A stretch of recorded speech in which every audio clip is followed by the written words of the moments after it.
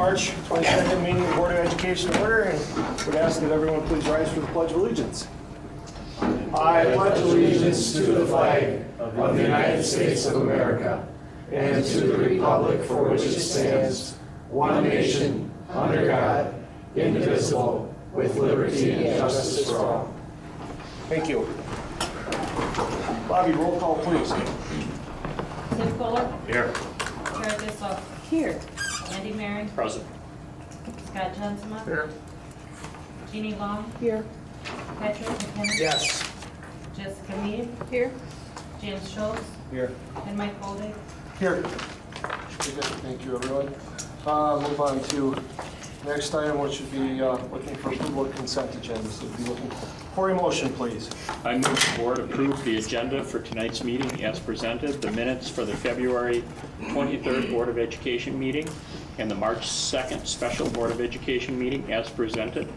The financial report for February 2016 and payment of bills, checks number 5666 through 5800 and number 151601008 through 151601176 in a wire transfer in the amount of $5,487.42, totaling $2,213,551.42. Do you have a second?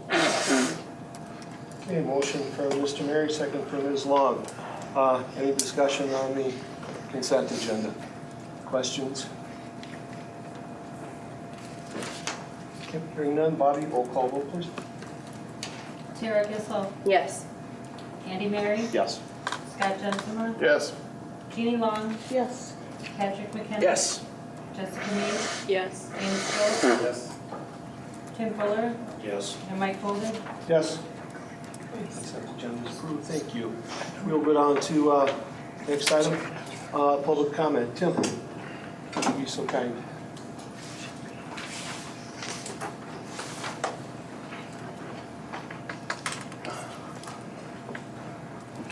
Okay, we've got two individuals signed up to speak this evening. Tom, on the budget and facility to start.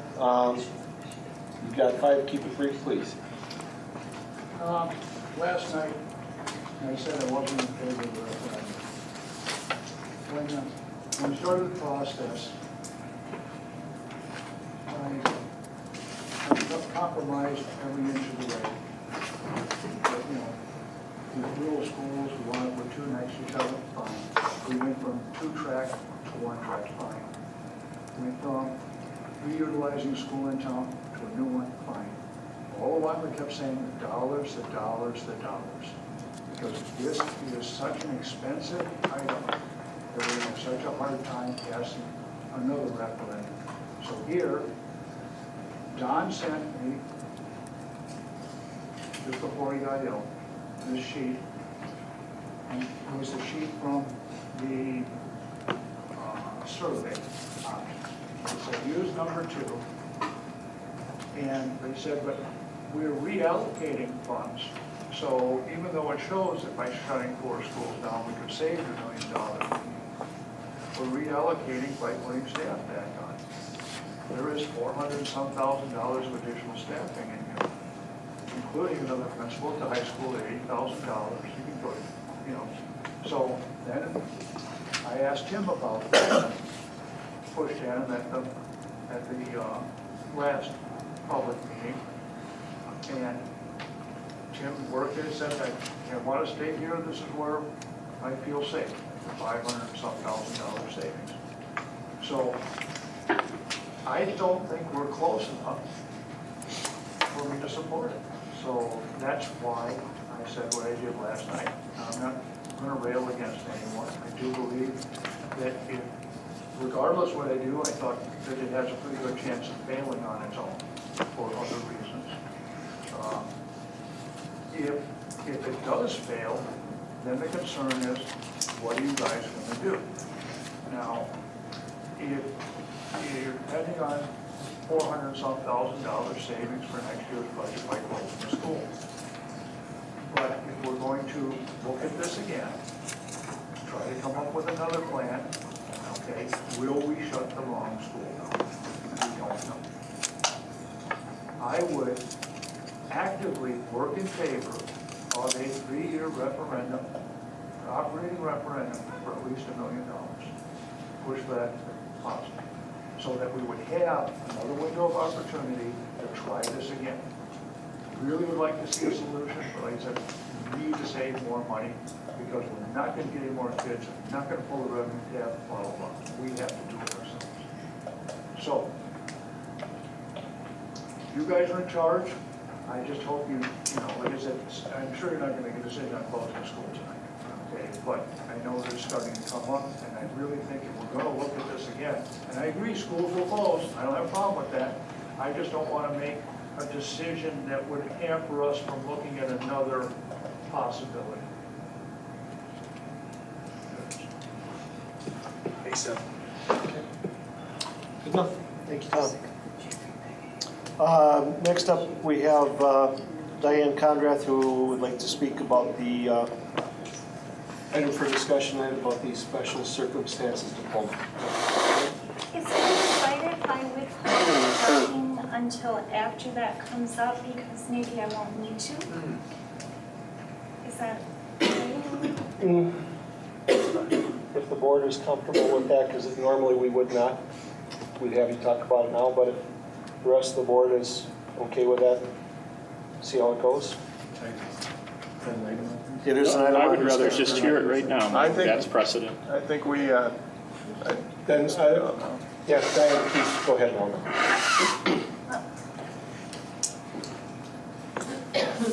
feel like I may be wasting your time. I don't want to do that.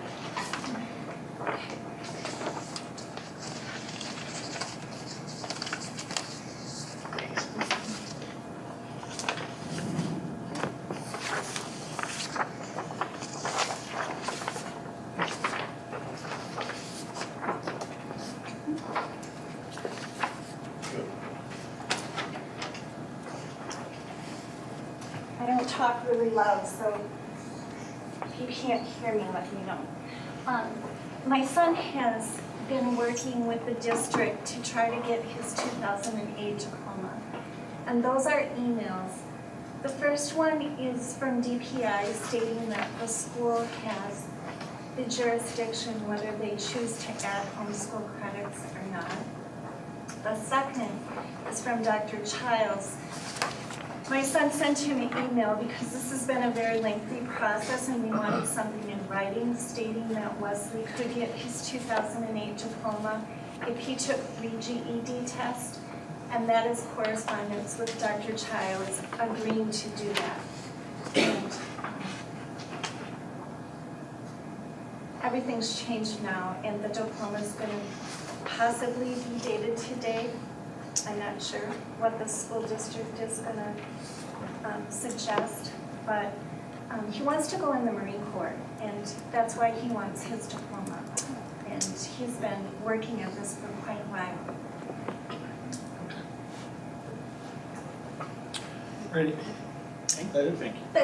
The GED credits were recommended by Mr. Zamzow and by Dr. Childs just to substantiate that he actually did his homeschool work. Correct me if I'm wrong, Mr. Zamzow. That's correct. The records, I don't want to go into detail, but the solution was to model the option to earn the diploma similar to our partners program, where there is an option for students to take the GED assessments and include work experience and receive their diploma. So in conversation with Dr. Childs, we offered up that option, and I think Wesley has successfully completed those tests. Yes. And that is correct, the diploma was necessary for enlistment in the military. Okay.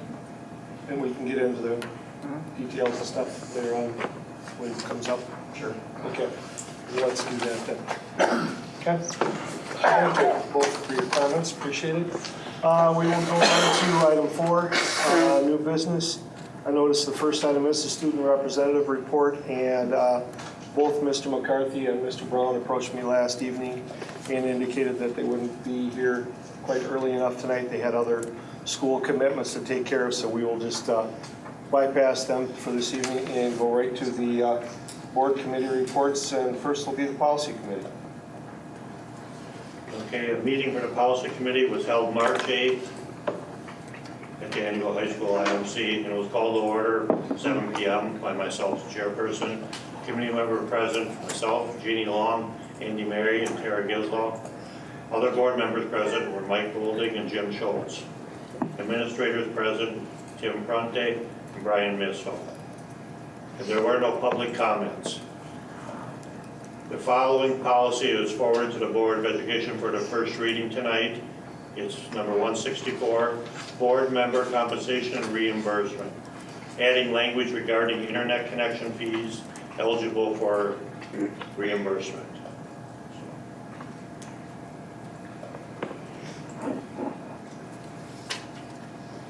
Questions? Anybody have any questions?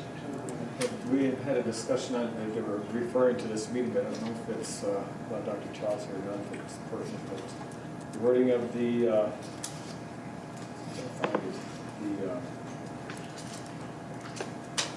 internet connection. That the language was such that it would be, make it look like, let's see, district having moved to paperless electronic board meetings, electronic transmission of board packet materials made upon majority vote of the members, reimburse any board member who does not have home internet access for the installation of an internet connection in her or his home. Just it alludes to that it could possibly be a vote for each person that has it, you know, and if you have a possibility of a vote for each different person that would require that, you could vote for one and not for another. And I was expecting this to be like, just that it was put into the regular reimbursement package. If you needed internet access, you would get it, and that would just be the policy, other than voting on each individual member that would need it. So that was my only discussion at the meeting of the policy meeting. And does this refer specifically just to installation of access? So that first installation fee, and then after that, the internet, because it says installation of a connection, not payment of that connection, is that right? The intent of the policy is just for that initial connection. Okay, Right. good. Um, That I sounds did good. ask for clarification from Dr. Childs on that section that Jim had questioned. He indicated that he had drafted that to be as general as possible. He's open to revisions.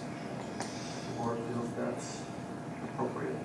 And I understand what, we kind of talked about this, I understand what Jim is saying, where it wouldn't be fair to say, yeah, you can get one, but you can't, but at the same time, we don't know what the cost would be either. You know, if one person, it would take, you know, burying a new line in or something where it would cost thousands of dollars, versus for one person, it may be a $50 installation fee. I don't know if we want to put a dollar limit to it. I don't know if that's something, because otherwise I don't see the rationale for wording it this way and picking, because there shouldn't be an issue other than, well, we don't want to approve it if it's going to be like ridiculously high. So I don't know if that was the reason. Well, this is first reading. It would go back to committee for second, so it can be revised so the committee can discuss it. But does anybody have any suggestions on? If you have some direction for revisions, I can work with them if Dr. Childs is in back. And you just bring them back to the next policy meeting, and then, because then they're just only the first, like you said, it's only the first reading tonight. So it'll go back to the policy committee, and then it'll be, next month it will be coming up for a second reading. Goes back for possible revision. Okay? So in my case, it would be hooking up to a fiber optic line, and it would be burying the line. So I would see if I can get some information on what that cost would be. So Okay. That's a good idea. So do you think that would be kind of along the lines of like a more expensive end, so we could kind of see what maybe the ceiling would be? Yeah, probably would be. Okay. Because, That'd be I fine. know they've come by and talked about satellite, but I don't get right where I am, they don't get a good signal, so Mhm. that would be about my only option. Okay. To make it worthwhile, I mean. So. Well, that's a good place to start, I guess. Okay, well, Ryan said you work on some revisions. If anybody else has any questions, get them to us for the next policy meeting. Okay? Sounds good. Okay, and that was all that we worked on. Then the next policy committee meeting will be on Tuesday, April 12th at 7 o'clock at IMC. The meeting was adjourned by unanimous consent at 7:25. Good, thank you, Tim. Community Relations Communication Committee, Jessica. Yes, we had our meeting prior to the informational meeting on March 10th. And members present were Patrick McKenna, Jim Schultz, Scott, and other board members were Mike Boldig and Jeannie Long. And administrators were Tim Prunty, Brian, Heather McCann, and Nancy Resch. And we had a few other community members who stopped in along as well. Heather McCann gave a brief report on the PBIS committee and how things were going. Students were doing the assessments called the benchmark of quality. And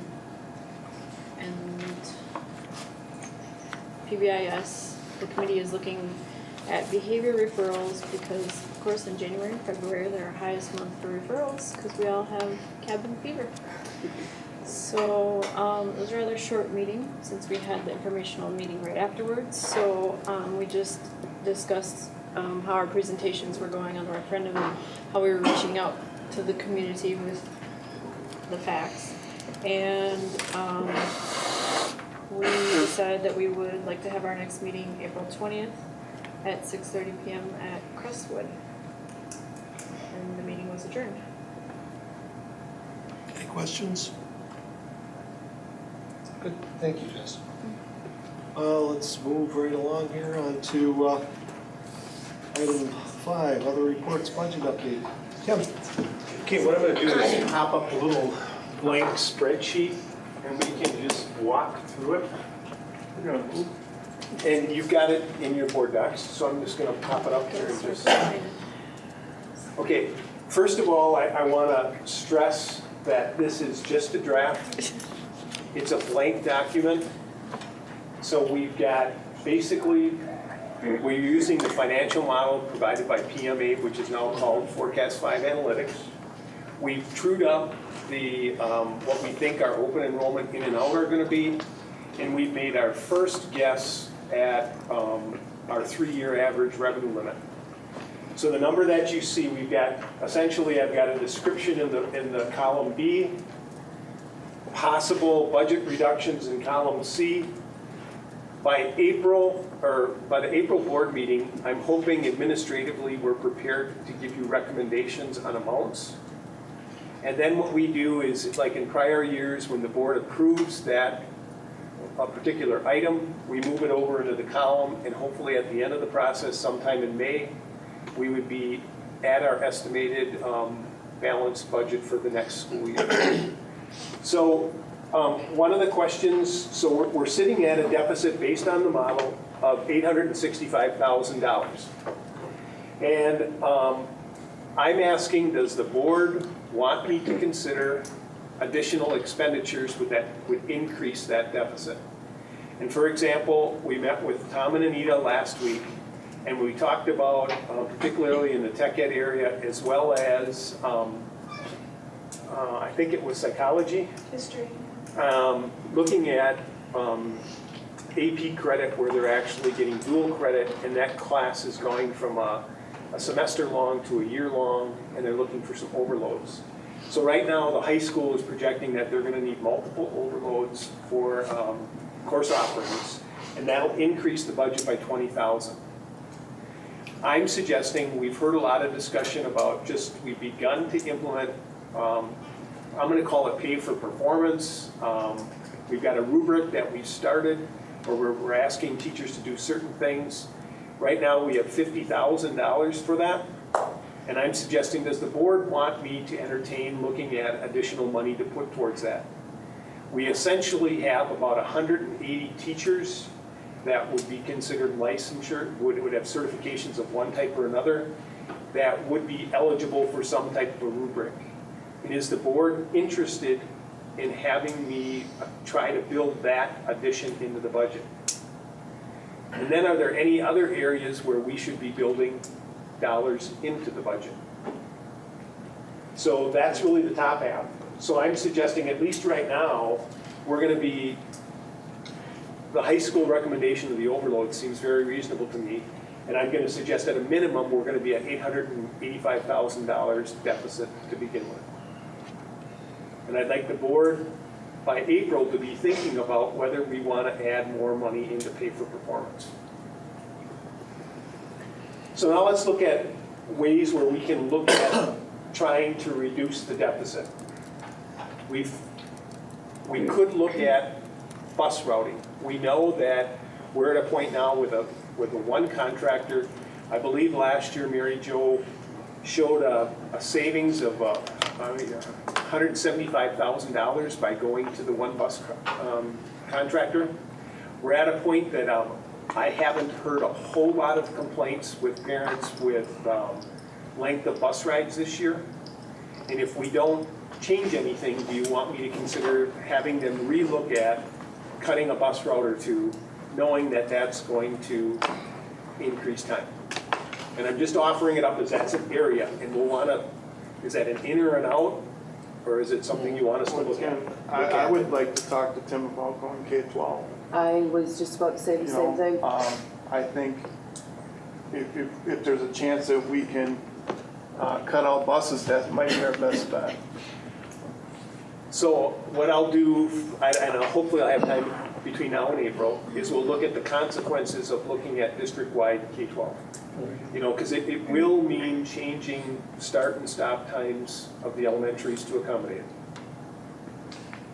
Tim, I'm not opposed to looking at district-wide K-12, but couldn't we also look at a partial K-12? So like the Lilly area, couldn't one bus be picking up everybody out there in the Gleason area, and maybe some other areas, and then doing some switching somewhere, and maybe, and I know that will only get rid I'll sit of down and we'll start working on it. a bus or two, but Okay, that's good. Like do it where you Start think it's somewhere. necessary. I mean, definitely start somewhere. Makes sense. Okay, the next item that I've got up there is a lower estimate of health insurance. I got an email from our health insurance consultant this morning, and one of our current provider failed to submit a bid yet. So we're still waiting for a bid on our health insurance. He did tell me in an earlier email, plus or minus 3%. So if we get down to a 0% increase in health insurance, that represents a $200,000 savings because we built in 6%.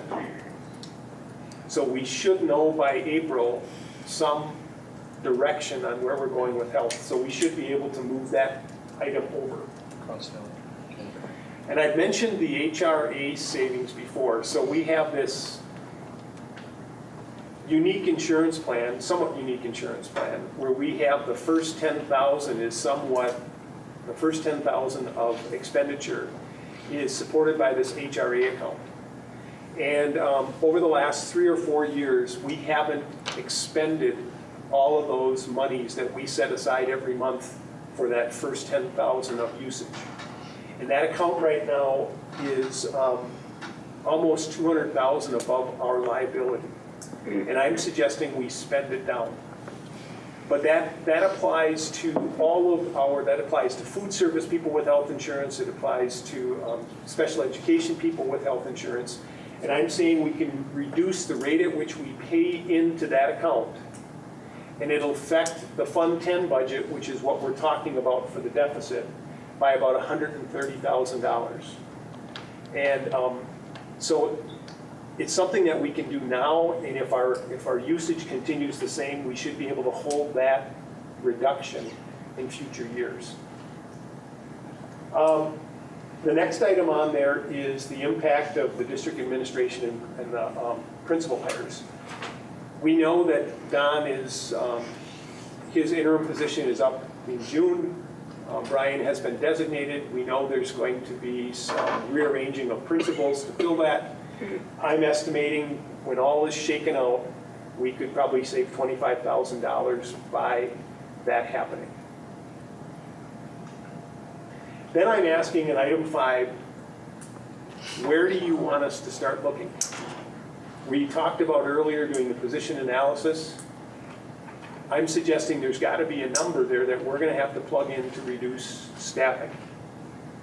And that plug number is probably going to be at least $300,000. So that staff is going to come from, and all the way down, I go A through J. It can come from any one of those areas. You know, Tina's going to bring forth some resignations, and we're going to have some action, and that's going to continue to happen over the next several months. So it'll be very important that we look at every single position. But we're going to have to cut staffing to some extent next year to balance the budget. Tim, on staffing, further down you got school closure.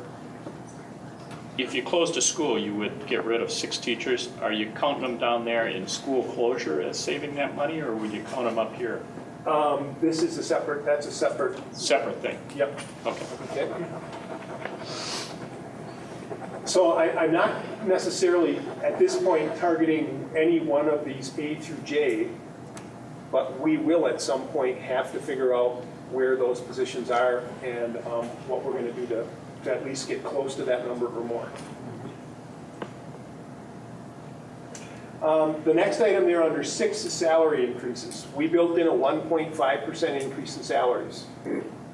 And the Bureau of Labor and Statistics, I think it was back in February, released the CPI for this next year.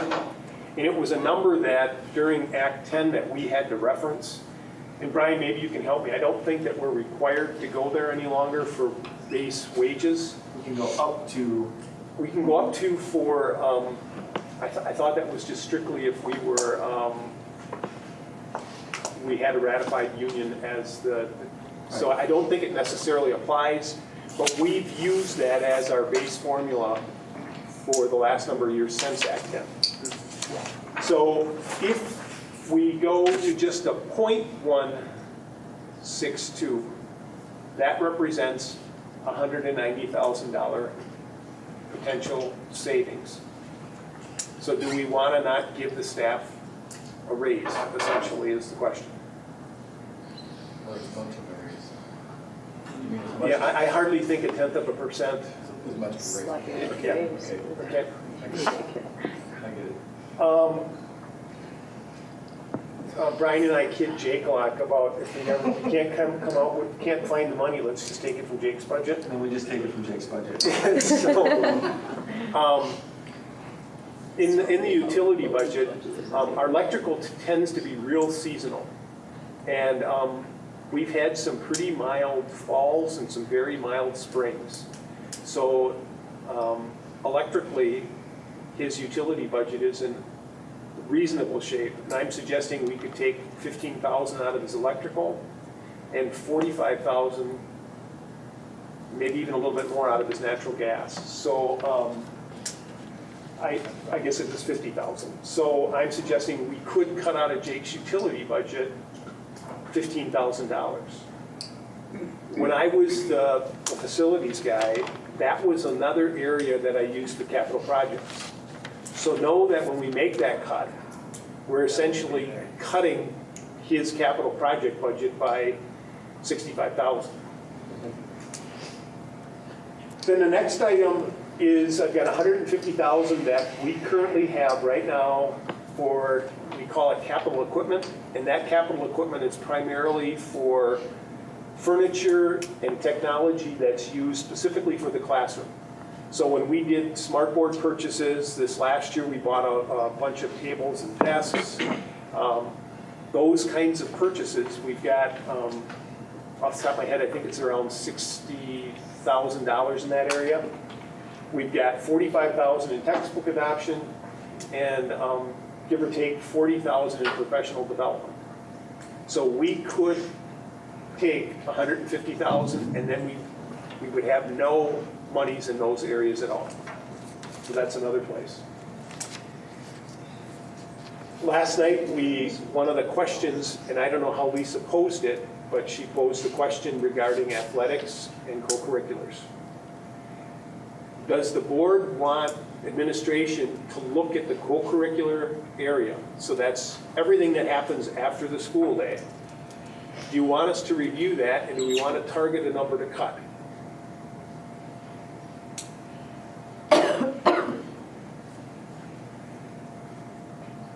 You do want to review that, Patrick? Is It there- needs to be reviewed.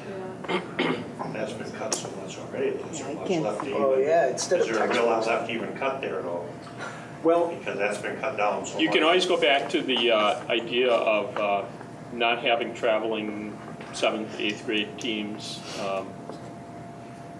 you know, in looking at reducing how far high school teams travel. And this saves peanuts. If we're going to look at cutting textbooks, then I think we should look at this, because I think textbooks are part of education, you know, and this is, you know, co-curriculars are really important. It's all important, so it needs to all be looked at. And the other consideration for some of those is, quite frankly, as it was brought up previously, that you have clubs that do support a lot of the different activities in the district. So it's not where it's truly district money that is doing it, it's money that the clubs and organizations are raising themselves, so. And we are 100% into the Chromebook for the kids. okay, the capital equipment does not, when I say capital equipment, I'm not talking about the Chromebook initiative, I'm not talking about Okay. the infrastructure for the network. Okay. It's solely the other stuff that we do in the classroom. Okay. And it can often be technology related. So if, as an example, if we wanted an Elmo, that would be something that typically would have come out of that capital budget. So if I want a document projection screen or something like that, that would have came out of that area. Textbook adoption, and I wish Cindy was here, she had a family emergency that she had to get to. We have $45,000 in the budget for textbook adoption. That's enough to do a classroom or two, but when you're looking at a whole science curriculum or a whole math curriculum, that's the tip of the iceberg. Yeah. I mean, I think if you have to look at all of it. So we can certainly review the activities in co-curricular area. And we'll try to, I'll work with Tom and with Matt Moronk. The one thing that we, as a board, I would like you to consider is when we get clubs that want to come up, you know, these go hand in hand. We already don't have enough money for the activities that we have. Something needs to happen. Okay, the next item that I've got under 10 there is the after-school program. Right now, that $885,000 deficit includes $100,000 that we've allocated to the after-school program. I know that I've had discussions with Brian where we may be able to change that model up, where we don't necessarily do all the enrichment stuff and we allow that to happen at the Boys and Girls Club. But I just put it up there. So we'll be making a recommendation in April. And then on number 11, I put it up there. The $410,000 that I'm putting there for school closure is strictly looking very cursory at staffing. So if we looked at one elementary school, a single track school, 6 teachers, a secretary, a custodian, food service, and halftime library clerk, that's just a basic 10-minute look at what that savings would be. It's not looking at utilities, it's not looking at bus routes, it's just that building staff. The other item that I want you to think about is when we do a school closure, we have the impact of open enrollment. And I give you the figure of what it costs every time a student leaves the district.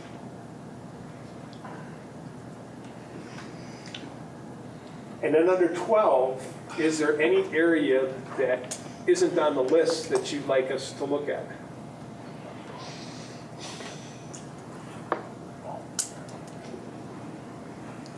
Well, Tim, one of the questions I have about this is, you know, we have talked about an operating referendum, and we still have the potential to run an operating referendum to pay for some of this, correct? If we were to run one in November, say, that would cover this budget. We also have the option to take money out of fund balance. Right. But if these things are gonna continue to come up, is that something that we should be doing? Well, why wouldn't we do it? We've been doing it for the last 2 years. Why wouldn't we just keep doing it? We won't have any after that. That's correct, we won't. But I would say also, I understand your point. Some of those things that were taken out were one-time things, and were discussed in that manner. But you're right. Some of these are one-time things too. Wait, like which things? Well, we'll just keep that school open for one time. You know, those capital improvement things, we'll just buy those things once. I don't think, those are every year. Those are part of the No, we budget, buy are they different not? ones. If we buy that machine over there, we buy a different one next year, and that's a The Texas one-time Instruments? purchase. That's another Put one that on time eBay. Yeah, It's nice. you know, you could argue that putting roofs on schools only happens once, but I guarantee you it's happened more than once. Very good. So, you know, this is not, we don't have to feel that we have to cut all this stuff. This is a starting point and a place where the conversation gets going, so we understand where we need to be. So next time in April, we'll be prepared, at least I'll be prepared to make recommendations, and hopefully I'll have the buy-in of the administrative team. And we'll move numbers to the right. And then ultimately, you'll have the decision to move them further to the right. The last item on there is, do we want to look at increasing fees? You know, it's a very small portion of our budget. But do we want to start looking at that? Like what can do, like athletic fees, book fees, Yep. kind of thing? Yep. Fees, parking fees. Could we compare what other schools do? Like say that, or comparable to what other schools are sized? I can start looking at it. If we're going to compare other schools, I want to compare districts that are comparable in our poverty level. That's what I mean. I don't want to agree. compare to DC Everest, Mosinee. Whitefish Bay. Oh, no. I want to no, compare there you go. to Menominee and Yes. Crandon, Lawrence? Lawrence. Because I think, you know, those fees, if you increase them, that may not hurt you and your kids, but kids with poverty, you know, they got to think about whether or not I can be in a sport. That's a And valid if it's point. such a minuscule amount that we'd be increasing. You know, And, you know, really, those are the kids that it's most important to get them hooked into something. Right. That's right. But maybe we're even higher than some of those schools are. So Maybe, is then we could this talk about about what you reducing expected fees. tonight? Are you looking for more directions Sorry. from me? No, I think my take on it is you've got it already started in the right direction. Okay. So I think, you know, other than looking at the, what did I say, the athletics and stuff, you know, you should be good to go. Tim, and this gives us a total of cuts of 1.5, and the deficit of projection is 865, so we've got room. You've got room to, move around a little bit. yep. This year. And Jim, if the insurance comes back, if the insurance would come back and we would take the 190, I mean, we're going to be fluid both ways. So it might go up a little. Yeah, so that'll be crucial for us with the 200,000 for the insurance. Okay? Okay, good, thank you, Tim. Yep. Alrighty. Let's look at then the staffing update. Tina? There's 3 resignations that we'll ask you to approve later on. I haven't got had any retirements in lately, I kind of think people might be waiting to see the direction the referendum goes before they submit one way or the other. We're in the middle of gathering applicants for the school nutrition secretary position. We won't interview for that until April, early April. And still in the decision-making process for the annual middle school principal position. And the 5 vacancies are still, Yep, I'm kind of, I did advertise for the special ed positions. They do have a couple applicants for that. We're still just kind of, Karen did call a couple of them just to see what their interest is. Otherwise, I'm going to wait a little bit until more of the college graduates are getting ready to start looking at the openings and things. that should be coming shortly, shouldn't it? Soon, yep. All righty. Anybody have any questions for me? Are you gonna, you're gonna post for counselor? That sounds good. Okay. Very good. Thank you, Tina. Maintenance update. Jake? So not really a big maintenance update, it's just on the security camera. I've been in contact with Systems Tech over in Merrill. That's who we typically have worked from in the past. That I'm finding out is one of the few that work on the system we have, so the numbers are kind of limited where we can go for that. So I figured that was a good starting spot. A camera, just to give you guys a couple numbers to know where we're looking at ballpark wise. To upgrade to the new technology, we have the system to do it, we don't have the cameras that match the system. All said, interior cameras in the hallways are about $900 to upgrade.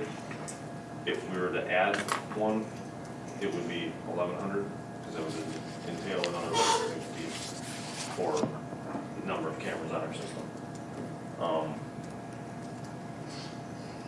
The cameras that would cover like the commons in the gym area would be either $1,300 to upgrade or $1,500 brand new. And the exterior cameras would be roughly $2,300 to upgrade or $2,500 brand new. That being said, I think that we need to focus on upgrading what we have first, so it'd be the lesser of the versus adding. And I don't know how much we're gonna have to spend on that this year. How many cameras do we have in total right now? 51. How many in the exterior? What's that? Exterior? Is there 4? Probably 4 here. Yeah. And we're talking 51 between here Yeah. and middle school, or is 51 here? Between the two. Between. Yep. And that number is important because we have to pay for every, they call it a license, for each camera that we have online. That's $200 per camera. So that's why the difference between just an upgrade or an additional. Okay. So, Gotcha. And in terms of, Jake talks about the system, the software that drives it, we decided to go with what the safety building had. They did an extensive review of the equipment at the time, and they were very pleased with the system, and we thought, well, why not have the same camera system as the safety building? And so we've got the same front end, let's call it, as the safety building does. And at one point, we were gonna integrate it so that dispatch could, in the event of a crisis event, they could just pop in and they'd have it. We never completed that. and that is something that is then talked about lightly. We're kind of working, Tim has helped me get rolling on a countywide safety committee that involves the police department, the fire department, the sheriff's department, and a couple other key players throughout the county, to really be on the same page countywide in the event of any type of emergency, not only here at the district, but, you know, if something were to happen catastrophic where the district would have to provide support for that, just opens the line of communications. And that's something that we had one meeting on, we're continuing on that. And then obviously we kind of work through the details in that committee and then come to you guys with some thoughts on that whole idea. But that is a capability that is already existing. What does is the licensing, is that 200 per camera one time, or, so if you buy the camera, it's not an annual? So to give you an idea of the technology, the cameras, I don't know, Tom, you maybe know, but they've been here probably close to 20 years. So this front end, we'll call it a DVR, but it's not a DVR, but the front end piece of it, we had to replace it. But we couldn't afford the cost of new cameras, so I forget what the number was. I want to throw $25,000 for the head end. And then we knew we'd have to upgrade the cameras, but the cameras are, I mean, if you can imagine 25-year-old video cameras, how poorly the quality is. They really need to be upgraded. What have those cameras done, or I'm just curious in general? Maybe we could talk about at the future. I mean, like, are there specific times when you're like, thank goodness we had these cameras? Or, does it happen once a week, or is it like once a year? Or There's more time, and you can probably expand, but I guess my view on it is there's more times that we've said, dang it, the cameras aren't good enough to help us at all. We have a blob. When I worked as the dean of students at the high school, I would say checking the cameras was a weekly occurrence, minimum.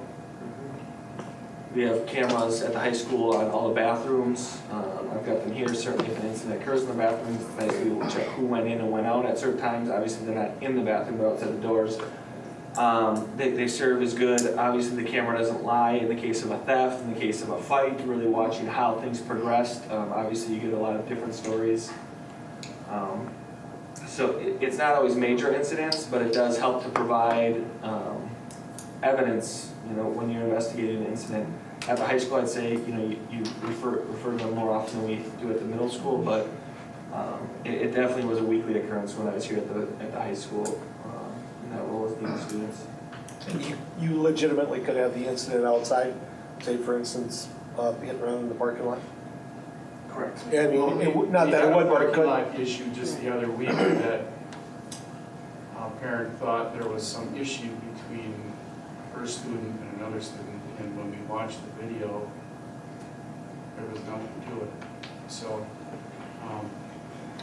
it's helpful to sort through those things, like the different areas that Brian mentioned, and then just the sense of, well, I need to be aware of what I'm doing as a student because there are video cameras in the school.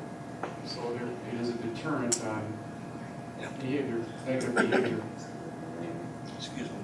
Yeah, good.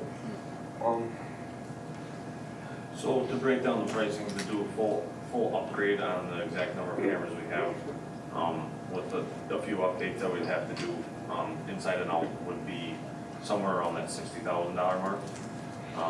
That's a pretty soft number. I wouldn't be held to the fire with that number, but that's as good as I can get right now without spending a lot of time actually getting these contractors to invest time and effort into it. So I kind of wanted to get a direction. Have you got money in the budget already that will? I have money in the capital improvement budget that I can put towards it. For the moment. Yeah, that's intelligent. We'll take it. That's right, you better. Wasn't that the same amount as that utility reduction? Yeah. Yes. It sounds to me like it's a worthwhile endeavor. I don't know about the rest of you. Yeah, I think Yep. it's something we have to have good clear cameras is important. Yeah. Well, because, I looked at these cameras too, as part of my job, and, Brian and I looked at a situation this fall, and it's hard to put two and two together. So, and I think we came out with 3.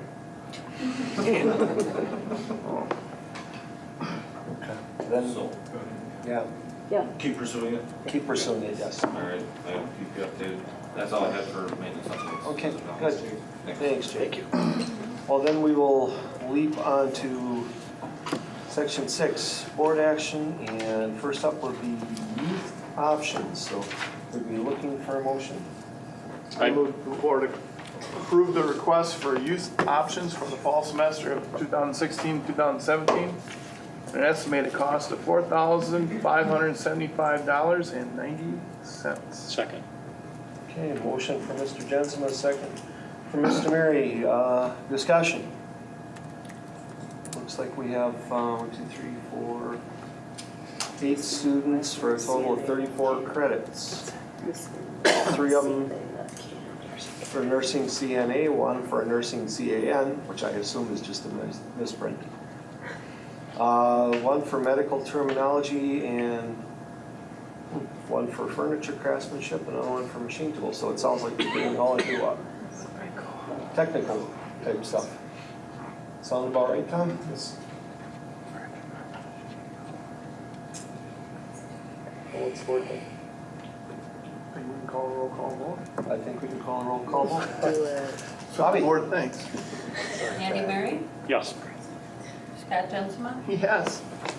Jeannie Long, Yes. Patrick McKenna. Yes. Jessica Mead, Yes. James Schultz, Yes. Tim Fuller, Yes. Tara Kissel, Yes. and Mike Foley. Yes. Very good. Item B, construction house bids. We would be looking for a motion, please. I move the board accept the bid for the 2015-16 construction house received from Mike Barsky and Jenna Vollmer in the amount of $46,750. Second. Okay, motion for Mr. Mary, second for Ms. Gelzau. Discussion. Excellent. Thank you. We're not giving it away. A lot different than last year. Yeah, 2 years ago or whatever, that was last year. What was the total cost? I think minimum bid was 46,000. They look good. I mean, as far as, I think we had a couple back out last year, but wasn't that ended up being the problem or something? They're fully engaged right now, so they have everything, it appears everything in order. That's right. Okay. Any other discussion? Hearing none, well, Bobby, roll call vote once again. Scott Jensma. Yes. Jeannie Long, Yes. Patrick McKenna, Yes. Jessica Mead, Yes. James Schultz, Yes. Tim Fuller, Yes. Tara Kissel, Yes. Andy Murray, Yes.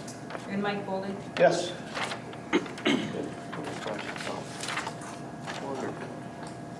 Okay, item C, secure entrances at the middle school and high school. Once again, looking for a motion.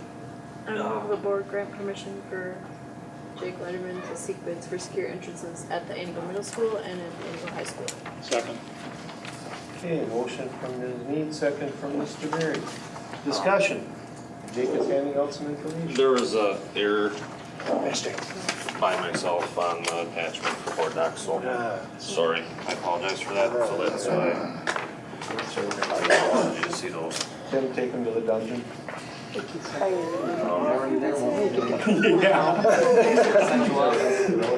Just returned. Central office. Actually, this is a Clint error, not even Jake. Oh, so, well, it was my fault. Regardless, what you have there, obviously, the red line is the path of ingress when visitors or even students outside of, the start of the day or the end of the day. That red line is the preferred check-in, check-out route. The reason that the middle school one changed is that since the building isn't sprinkled, Bray missed that off the get-go. The footage for a dead-end hallway gets reduced because of no fire protection, so we have to get the secure doors that block off that corridor, since they're locked, we have to get those closer to the main entrance. So that's what caused that flip on that one. So that's the middle school, and then the high school one. The only thing I wanted to add to that is the workroom area. That may change a little bit depending on what best suits the high school's needs. That's kind of a couple thoughts right now that we want to make sure that the best use of that space. We don't have that all hammered out, but the idea there is that the doors blocking off the existing entrance from the lobby into the commons area would remain there, and the 2 doors going into the reception and out of the reception would stay in those locations. So that would stay, it's just the workroom that would maybe move a little bit. So I guess I just wanted to get your feelings on if that's a provision that you guys agree with or not. And then a lot of it we would try and do in-house. We have qualified people to do that. Some of it we would have to outsource if it gets into any casework. Or like tile flooring, we wouldn't do ceramic tile. There's a little bit of that in the high school and in the middle school entrances. So things like that we would have to outsource, so I want to start getting those in line, getting materials secured. Jake, so this, the high school layout plan, this is over by the, kind of where we come in, but around the corner? Yeah, the The main office. Not over where the gym, where the field house is? Correct. Yep. And why is there, because this is for safety purposes, right, that we're adding these new doors that block off basically the office from the commons area? The flow of traffic right now flows from the exterior doors through, and then they just round the corner and right into the commons. Right. So blocking those doors forces them to go in and make human I see. contact with the secretary I and get staff. That's right. Gotcha. So Make sense to everyone? Yeah. Sometimes it's just Any other questions? Sorry. Hearing none, Bobby, roll call. Katie Long, Yes. Patrick McKenna, Yes. Jessica Mead, Yes. James Schultz, Yes. Tim Fuller, Yes. Tara Gissel, Yes. Andy Merrick, Yes. Scott Jensen, Yes. and Mike Holden. Yes. Very good. Jake, thank you. Okay, item D, hockey co-op agreement. Looking for a motion, please. I move that the board approve the cooperative interscholastic hockey program with White Lake and Wittenberg-Burnhamwood school districts for the 2016-2017 year. Second. Okay. Motion from Ms. Mead, second from Mr. Merrick, discussion. Mike, this is usually a 2-year contract, our cooperative agreements. Bobby was able to catch in the minutes going back to last year. We approved it last year, however, the motion that was made only approved it for the 15-16 school year. So just to make sure we're in line and in compliance, we just want to make sure it was approved for this year as well, even though technically the contract has already been signed. So just so you're aware, next year we will again be bringing forward the co-op agreement for the next 17, 18, 18, 19 school years. Now, the original contract was us with White Lake. There was one student, if I'm correct, from White Lake, and now there's an additional student from Wittenberg-Burnhamwood who wants to play hockey and wants to be part of the program. Am I correct? I have to check with them on that for sure. Yeah. Check on front. I think we'll switch for the student actually quick. Sounds good. So it sounds like we don't actually have a Wittenberg-Burnhamwood student on the team this year. However, we do have the co-op agreement with them. Oh, okay. Where they could have a student on the team. Gotcha. Okay. All right. Anybody else got any questions on that? All those in favor? Aye. Those opposed? Motion carries.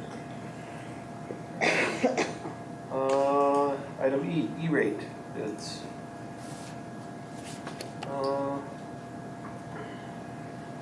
Looks like we got an additional bid, or was this something, Tim, can you enlighten me on this? Do you do the motion first, Mike, or do you? There's no motion. I make a motion to approve CCCP for the switch bid and CCCP/NAX elect for the cabling project. I don't know if I read the rest of that. Okay. Yes, that's my motion. Motion, do we have a second? I'll second that. Second. Mr. Jensen, second. So we got a motion from Ms. Gelzo, second from Mr. Jensen. No. Okay, we get as the board's aware, that we get E-rate funding to help support technology in the school. And you, at last month's meeting, approved Category 1, which is the transmission lines, the data lines, all that stuff that gets us out to the internet. We get an allocation, the percentage allocation, the 80% that you see there on the right, is based on our free and reduced lunch rate, sets that amount. So we get an award, it's a 5-year, this current E-rate release is a 5-year program, and we get an allotment that's supposed to cover us for 5 years, and this is what Mark wants to do this next year. So in the first part of that document, he's got switches that he's going to use at the middle school, high school, and elementary schools. And he's recommending camera corner connecting point. And then he's showing you on the right-hand side what the district's share of that cost will be. Then this last year, this is kind of a rebid where the cabling is, we've got cabling that's both going to support these new switches and improve the wireless access points. So he's, last year he purchased some wireless access points. There was some issue with the cabling at the middle school. The bidders had bidded incorrectly, and so we had to rebid it. So that's what the bottom half is. And he's asking that you look at camera corner instead of RMM. We've got an outstanding issue with one of the video cameras with RMM that's been an open issue for over a year, and they haven't corrected the problem yet. So it's kind of his way of saying, you know, get this project finished, or we're not going to, you know, we're not accepting your bid. So he's recommending that we go with camera corner, and the E-rate program gives us the discretion to decide who and what we want to have done.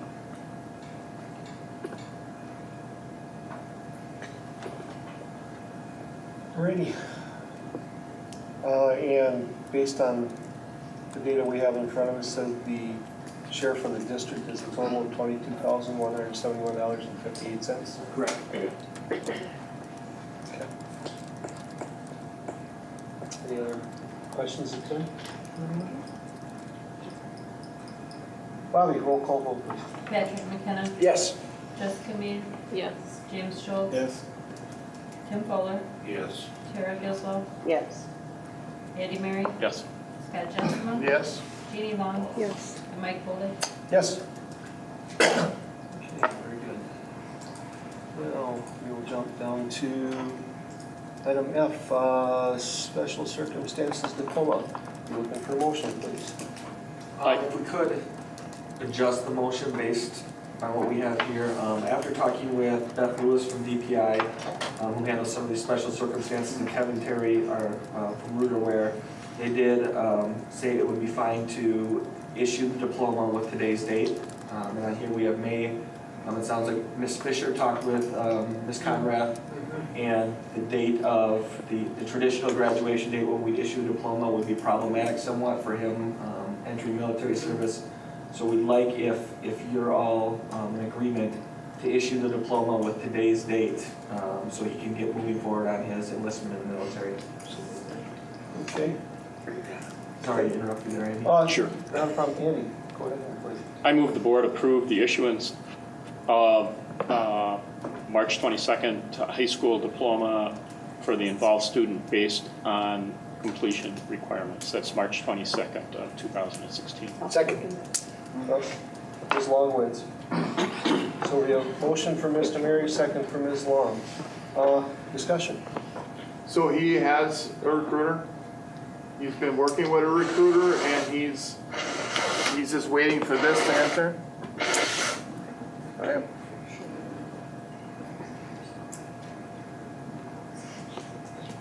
Anybody else have any questions? Bobby, roll call vote.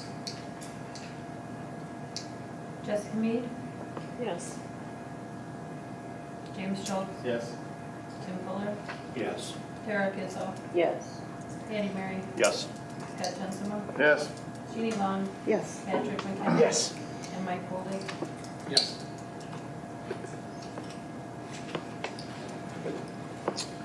Okay. Congratulations. Item G, G, resignations. Looking for a motion, please.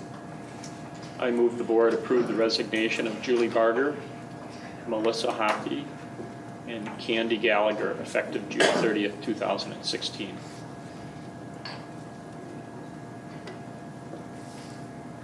Second. Mr. Fuller, sometimes you just gotta see out there and see how it plays. Okay, we got a motion from Mr. Mary, second from Mr. Fuller to accept the 3 resignations. You've all had a chance to read them. Are there any questions? I would like to add with regrets or whatever, thank you for your years of service and Well, I think that was no said, but now that you said it, it's a good thing. So, anybody else?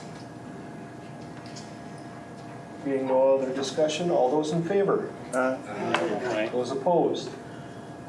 Motion carries. Item H, donations. I move the board accept with gratitude the donation received as presented in the amount of $140,200. Second. Motion for Mr. Fuller, second for Ms. Long on donations. Any questions? Tim? Just a comment. So I'd like to just comment on some of the individuals that have donated.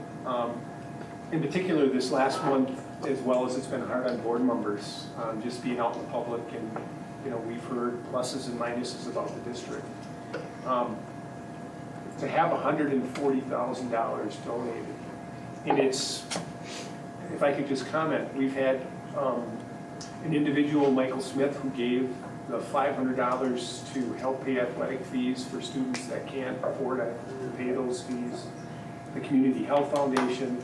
We had a tremendous amount of support for the hockey going to state and helping support for fan buses. We had an anonymous donation for the $20,000 for the art program. Another anonymous donation for $30,000 for the aquatic center. We've had people give to the sound system, the school forest, and again, a huge donation from the Remington Foundation for the aquatic center. And it's truly amazing, the commitment our community does. That's right. What does that set us up on the Vulcan School Force, and that towards that building project? Yes, yes. Good stuff.